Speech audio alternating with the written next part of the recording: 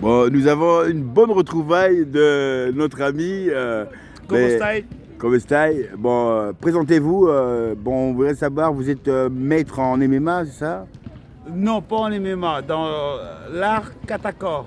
Du yoto, Non, l'art judo. kata-corps, c'est-à-dire Oui, non, oui. c'est l'art du kata du corps en style africain.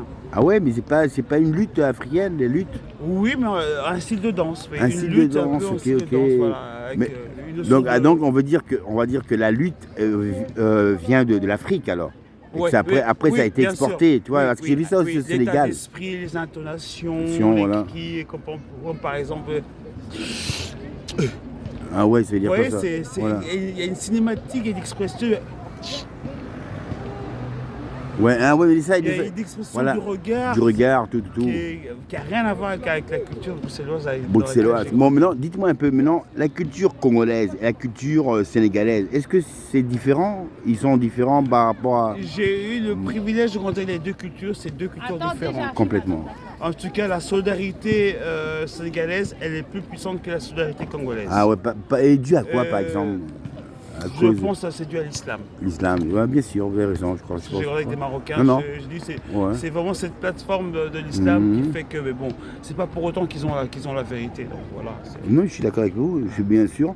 Mais maintenant, c'est vrai que quand on regarde même le Sénégal où j'ai pu aller aussi, c'est Mais au niveau de l'Afrique, magnifique pays, oui, hein. mais au niveau de l'Afrique, c'est Magnifique pays, la pêche, la César cuisine, Senghor, non, c'est vrai, César Senghor, où il n'y a jamais eu de sang sur l'indépendance, il n'y a pas eu de coup d'État, il n'y a jamais eu de bouleversement au niveau de l'armée. Ça a toujours été un pays, au niveau de l'Afrique, très neutre. Il n'y a pas eu de sang pour le changement de dictature. César Senghor, il a remis son pouvoir à Djabou, je ne sais pas Mais bon, lequel. il y a eu comme les tirailleurs sénégalais, que je sache. Ah oui, justement, mais ceux-là, quand on les a pris, mais on ne les a jamais honorés.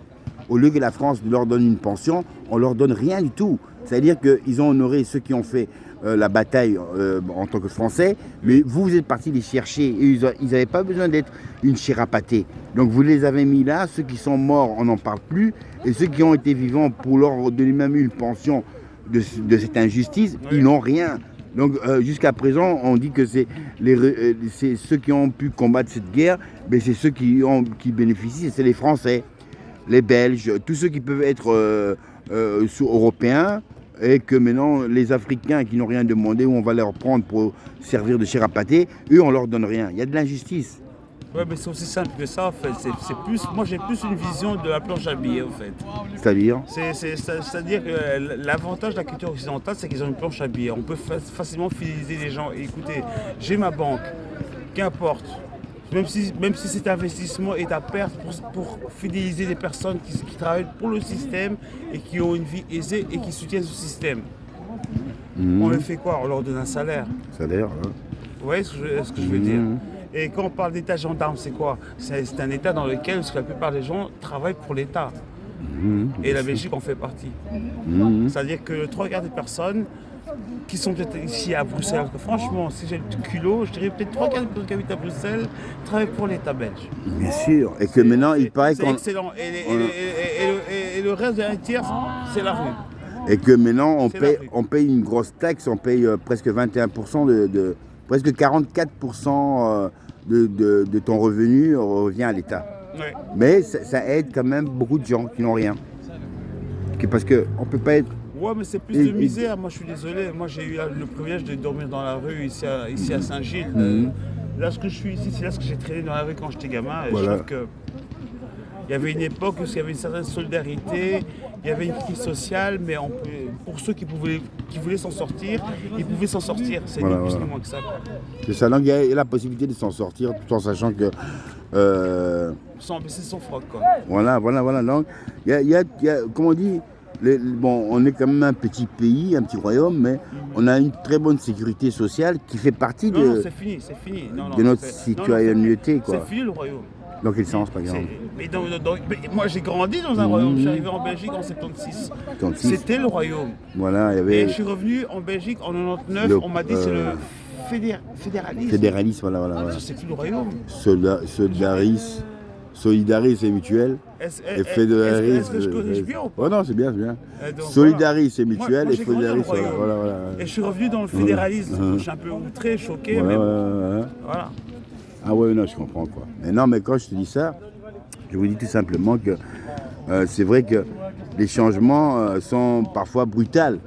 Mais bon, moi, personnellement, je trouve que maintenant, est-ce qu'on va régresser parce que on trouve qu'il y a pas, il y a les chômeurs jusqu'à présent, ils sont encore en train de chercher, il n'y a pas de boulot. Donc, on ne peut pas faire une société, on va dire qu'on va tous les remettre au CPS.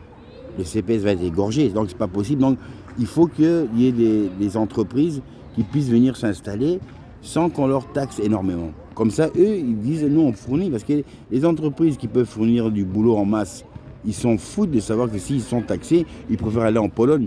Moi, je sais En pas. Pologne, ils se mettent là-bas et ils font de l'exportation, quoi. En tout cas, ici, dans ce quartier dans lequel j'ai grandi, quand je reviens ici, allez, je veux dire...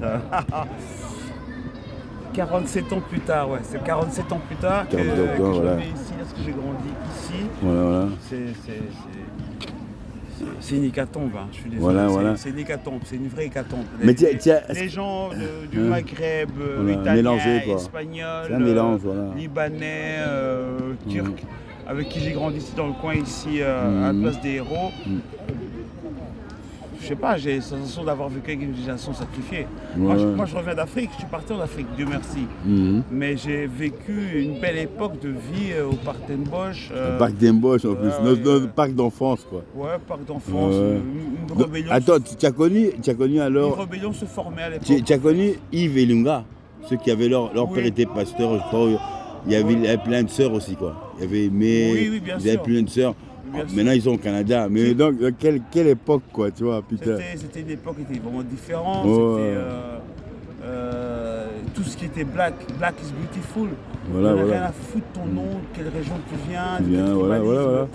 On s'en fout de ça. Black is beautiful, c'est ça le mot d'ordre, quoi. Voilà, bien sûr.